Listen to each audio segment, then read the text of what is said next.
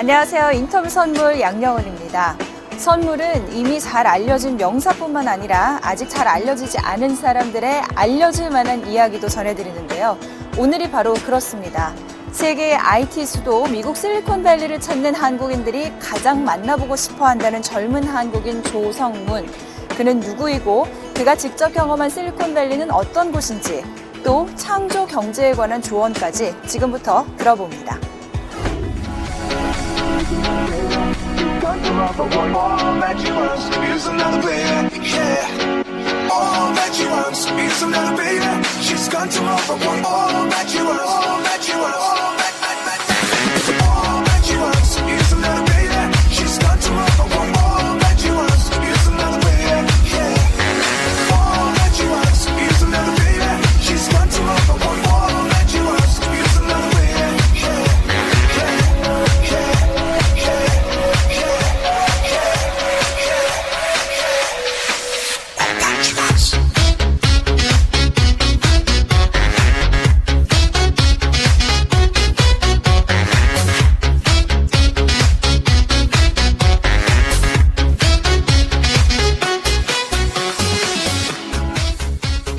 또 하나의 채널을 추가하시게 된 그런 이유랄까요? 나누면 도움이 되겠다. 그런 생각에 미래에는 불행해진다. 자녀분들은 코딩을 배워야 될 것 같아요. 창의, 창조 이런 부분에도 기여하는 부분이 굉장히 크다고 생각하시나요? 결국 리더의 생각이 기업 문화를 만들어요. 마크 자커버가 바로 보이는 거예요. 이러고 있어요. 이러고서 얘기하고. 안녕하세요. 안녕하세요. 네, 선물에 오신 걸 환영합니다. 네, 고맙습니다. 실리콘밸리를 찾는 이들이 가장 만나고 싶어하는 젊은 한국인 조성문. 저희 선물도 굉장히 만나 뵙고 싶었어요. 네, 마찬가지로 굉장히 만나 뵙고 싶었습니다. 네. 고맙습니다. IT에 관련된 사람들이나 또는 인터넷에서 네. 여러 가지 파워 블로깅 활동 같은 걸 하시면서 굉장히 존재감을 가지고 계셨는데 네. 오늘 저희가 이렇게 그 IT 세계 밖으로 직접 빼봤어요. 일단 조성문의 실리콘밸리 이야기라는 그런 블로그를 운영하고 계세요. 네. 그리고 거기와 동시에 또 주기적으로 칼럼도 써서 그쵸? 실리콘밸리 소식을 고국에 있는 독자들에게 알려주시고 네. 지금 한국에 오시게 된 계기는 이번에 이렇게 화제의 신간이라는 스피닛 색깔도 참 예쁜데 네. 이런 책을 내시게 되면서 이제 한국에 잠깐 들어오셨는데 네. 시간을 저희가 어렵게 잡았습니다. 책 얘기부터 좀 시작을 해볼까요? 네, 좋습니다. 이 책을 기존에 가지고 계시던 채널들, SNS 채널이라든지 블로그 채널이라든지 그런 채널에 더해서 또 하나의 채널을 추가하시게 된 그런 이유랄까요? 어떻게 해서 이 책을 집필하게 되셨어요? 제가 최근에 이제 제가 예전에 한국에 있을 때도 제가 이제 미국에 산 지 6년 정도 됐는데 네. 한국에 있을 때도 실리콘밸리라는 곳은 관심의 대상이었었어요. 근데 지금은 그 어느 때보다도 더 관심이 높은 것 같아요. 그렇죠. 제가 이제 한국의 신문들 주간지 보면 그쪽에서 일어나는 일들에 대해서 이제 많이 다루고 있고 저 역시 되게 피상적으로 그 동네에 대해서 알고 있었지만 이렇게 어떤 그것에 대해서 피상적으로 알게 되기가 쉬운 것 같다. 이제 저라고 이제 뭐 그거를 정말 깊이 모든 걸 안다고 할 수는 없지만 그래도 4년을 거기서 이제 살면서 거기 사는 사람들하고 같이 생활하고 일하고 같이 놀고 이렇게 하면서 얻은 것들을 더 많은 사람들하고 나누면 도움이 되겠다. 네. 그런 생각에 이제 책을 출간하게 됐습니다. 그런데 여기서 네. 경고성 발언을 하셨어요. 보니까 네. IT와 관련해서는 IT를 모르면 지금은 불편하지만 미래에는 불행해진다. 네. 그러면 뭐 모든 사람이 코딩을 배워야 되는 건가요? 지금 당장이라도 어떻게 IT에 대해서 알아야 되고 또 어느 정도까지 그러면 알아야 되는지. 지금 모든 사람들이 코딩을 배울 필요는 없지만 자녀분들은 코딩을 배워야 될 것 같아요. 아 진짜요? 지금 현재 일어나는 일들을 가만히 보면요.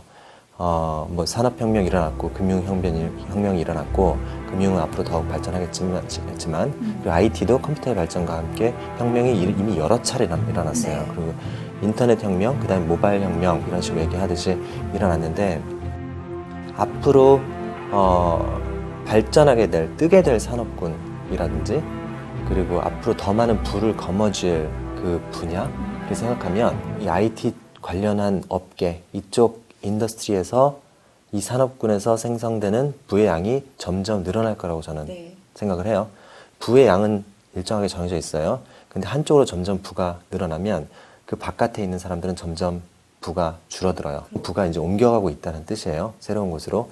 특히나 소프트웨어를 중심으로 한 그런 산업들이 점점 커질 거기 때문에 그냥 가만히 이렇게 있다가 우리 자녀 세대를 생각해 보면 그 분야에 대해서 너무 뭐 전혀 관심이 없고 너무 먼 곳에 있으면 불편한 걸 넘어서 뭐 혹시나 그러니까 불행하다는 건 좀 극단적이겠지만 뭐 그렇게 느낄 수도 있지 않을까. 지금 미국에 가신 지 거의 6년째, 네. 그리고 실리콘밸리에 둥지를 트신 지는 4년. 4년째 되셨잖아요.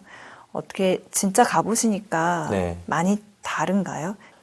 실리콘밸리라는 그 이름 자체에서 오는 그 오해가 있었던 것 같아요. 전에. 이제 밸리라고 하니까 어떤 계곡 속에 뭔가 이렇게 옹기종기 모여있나 보다.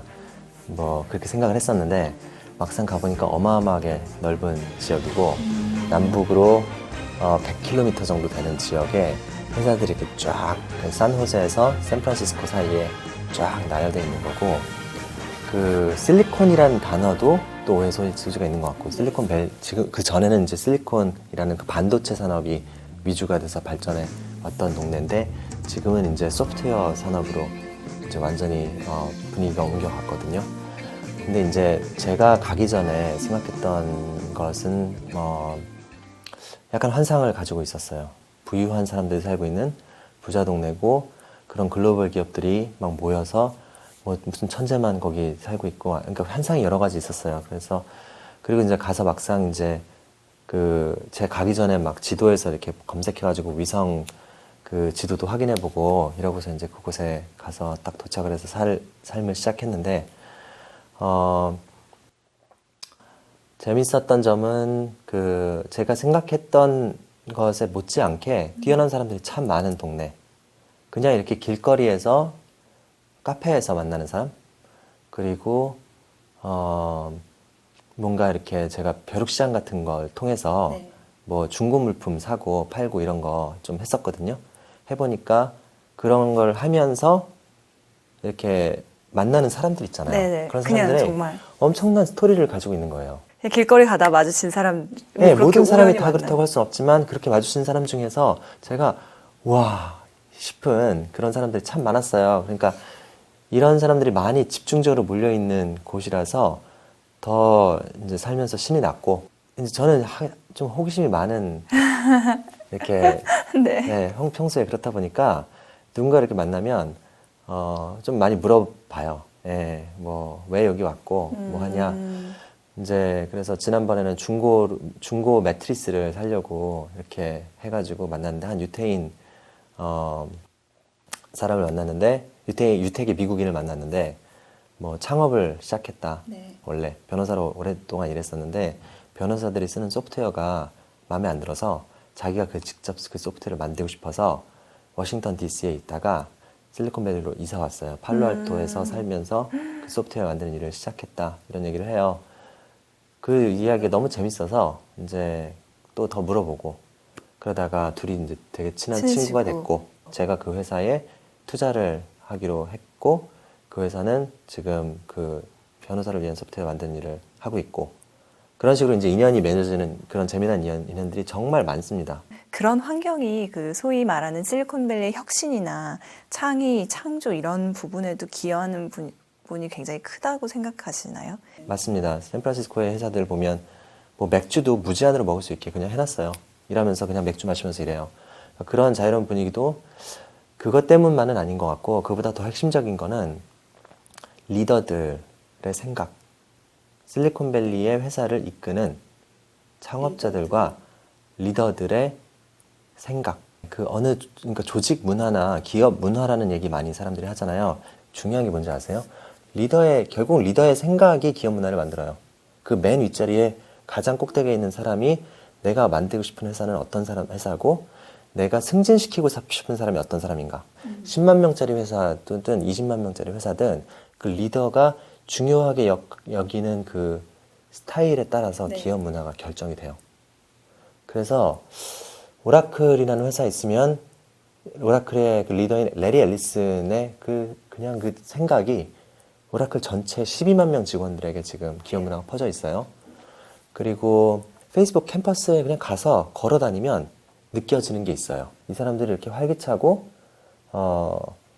이렇게 그 너무 즐겁고 행복하게 보이는 이 표정이 어디서 나오는 거냐? 물론 페이스북이라는 회사가 잘 나가고 그러니까 뭐 그런 돈 잘 벌고 하니까 그렇겠지만 그렇게 지나가다가 제가 이렇게 페이스북 보면 그 안에 이제 메인 주 도로가 있는데 주 도로를 지나가다가 갑자기 옆에 딱 보는데 마크 저커버그가 바로 보이는 거예요. 보니까 그 회의를 하고 있어요. 근데 마크 저커버그의 그 회의실이에요, 거기가. 네. 근데 회의실 안에서 아주 편하게 이렇게 앉아가지고 그냥 이렇게 한 30명 같이 이렇게 얘기하고 있는 모습이에요. 근데 저희 좀 편하게 다른 사람들은 이러고 있어요, 그냥. 이러고서 얘기하고, 뭐 이러고서 얘기하고, 그리고 그러다가 딴 사람 얘기를 가만히 듣더니 또 자기도 막 이러면서 계속 뭔가 얘기를 하는 모습을 제가 재밌어가지고 계속 보고 있었거든요. 그 회의실의 위치가, 그 회의실 위치가 어떤 데냐면, 마크 저커버그만은 유일하게 페이스북에서는 자기 사무실이 있는 사람인데, 사무실이라기보다는 그냥 회의실인데, 그곳을 써요. TV 한 대 있고, 원탁 의자 하나 있고, 공터예요, 나머지는. 그 의자 이렇게 쭉 배열해가지고 동그랗게 앉을 수 있도록 만들어놨는데, 그 위치가 어디냐면, 네. 페이스북 직원들이 가장 많이 지나다니는 그 한 복판에 1층 그냥 이게 유리로 그냥 뚫려서 보여요, 그 안에. 네. 어디 저기 높은 건물의 꼭대기에 뭐 안 보이는 곳에 비서실 통해서 들어가는 그런 곳에 회실이 있는 게 아니고 그냥 걸어 다니면 맨날 보이는 거예요, 그냥. 그 회사에 제일 위에 있는 리더가 그런 거에 개의치 않는 사람인 거예요, 그냥. 자기는 그냥 자연스럽게 일에만 집중하고 싶다. 그런 스타일인 거예요. 그러다 보니까 이제 너무 자연스럽게 그 밑에 바로 마크 저커버그 바로 밑에 있는 사람들도 자유롭게 생각할 수 있고 지금까지 이제 해주신 그런 실리콘밸리에서 느끼셨던 점 또는 목도하셨던 점들을 바탕으로 해서 네. 조금 더 깊이 있게 한 걸음 더 나아가서 보자면 거기에 살고 느끼신 그런 걸로 인해 그런 것으로부터 네. 한국의 창조 경제나 네. 이런 거에 대해서 혹시 개인적인 의견이나 조언이랄까 이런 것도 가지고 계신가요? 네, 그 실리콘밸리 많은 사람들이 실리콘밸리를 통해서 배우자 이렇게 얘기를 많이 하는데 뭐 당연히 이제 배울 수 있는 건 배워야 되고 실리콘밸리뿐만 아니라 뉴욕이든 아니면 뭐 아프리카든 영국이든 이스라엘이든 어느 곳에서든 배울 것들이 있어요. 그래서 그거를 찾아서 배우는 거는 참 좋은 거라고 생각을 하고요. 근데 창조 경제를 일으키기 위해서 우리가 실리콘밸리를 모방하자. 이건 좀 다른 얘기인 것 같아요. 모방을 하는 자체가 일단 불가능하다고 저는 생각을 해요.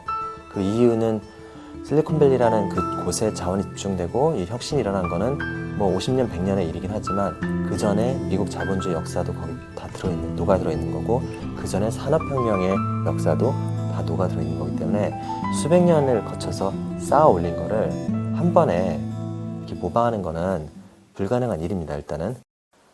제가 느낀 것 중에 하나는 이런 거 있었어요. 한국에서는 내가 가치 있는 무언가를 만든다고 해요. 여기서 말하는 가치는 사람들의 시간을 아껴주는 것 가치가 있어요. 또는 사람들이 더 재미있게 살 수 있게 도와주는 것도 가치 있는 일이에요. 그리고 사람들이 감동할 수 있게 하는 것도 가치 있는 일이에요. 가치 있는 무언가를 만들면 거기에 대한 보상이 와요.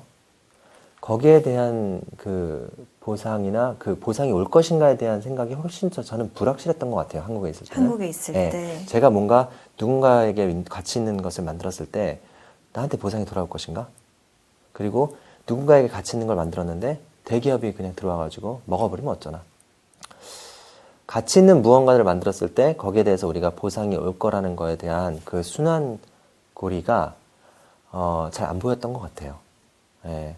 지금 실리콘밸리에서 혁신이 일어나고 실리콘밸리에서 그렇게 많은 우수한 인재들이 거기 모여있는 이유는 뭐냐면 내가 다른 사람에게 가치를 주는 무언가를 만들면 네.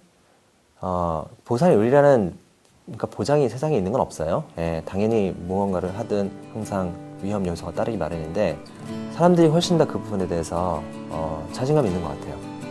가치 있는 회사를 만들었을 때 뺏거나 시장을 빼앗기보다는 회사를 인수하는 케이스가 사실 더 많아요. 제가 보니까 시스코, HP, 애플, 오라클, 구글, 페이스북 이런 회사들이 지금까지 산 회사의 개수가 수백 개고 오라클만 해도 100개가 넘고요. 7개 회사가 인수한 인수액 총액이 250조 원이었습니다.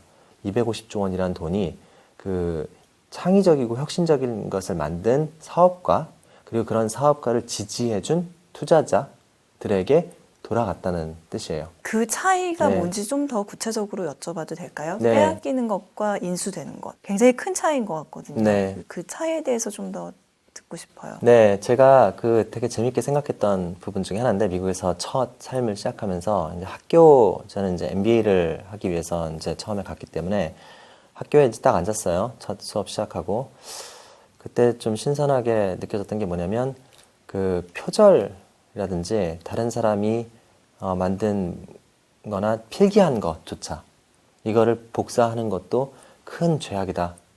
그 노트나 이런 걸 복사하는 것조차 우리 학교에서는 엄중하게 다룰 거고 퇴학감이다. 이런 걸 되게 강조를 했어요. 저는 뭐 한국에 있을 때도 학교에서 그런 얘기 많이 들었고 엄중하게 얘기하는 거 많이 들었고 그래서 별 대수롭지 않게 생각하고 뭐 이렇게 있었는데 주변 친구들을 보니까 굉장히 심각하게 생각을 하더라고요. 그 문제에 대해서. 예를 들어서 이제 케이스 스터디를 이제 MBA 하게 되면 많이 합니다. 그 하버드 이제 비즈니스쿨 하버드 경영대학원에서 만든 그 각 기업의 사례라든지. 그치. 사례 모음집 이런 것들을 이제 만드는데 뭐 어떤 거는 얇은 건 3장이에요. 3장.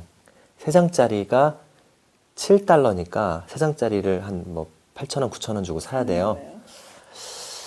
약간 뭐 이거 그냥 복사하면 안 될까? 복사되잖아요. 예? 뭐 복사하면 안 될까? 뭐 8,000원씩이나 줘야 되나? 이런 생각 좀 했었는데 복사하는 사람 아무도 다 제값을 주고 전부 사요. 아무튼 어렸을 때부터 학교에서 철저하게 그거를 다른 사람이 만든 창조물을 어떤 형태로든 모방을 그대로 하거나 그대로 베끼는 거는 엄청나게 큰 죄악이다.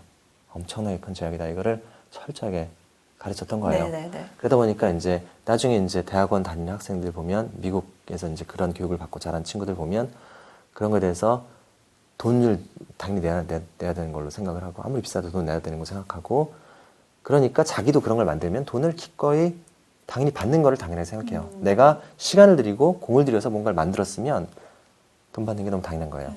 그런 문화가 개개인들에게 지금 있어요. 그 생각이. 그래서 그런 사람들이 기업을 만들었어요. 창조 경제라든지 그러니까 경제 발전이라든지 다 좋은데 사실 뭐 베끼는 거에 대해서 죄책감이 적은 이제 사람들이나 기업들이 많이 있다면 아무리 그런 노력을 많이 한다 한들 정당한 대가, 노력한 사람들에게 대가가 안 돌아가는 거잖아요.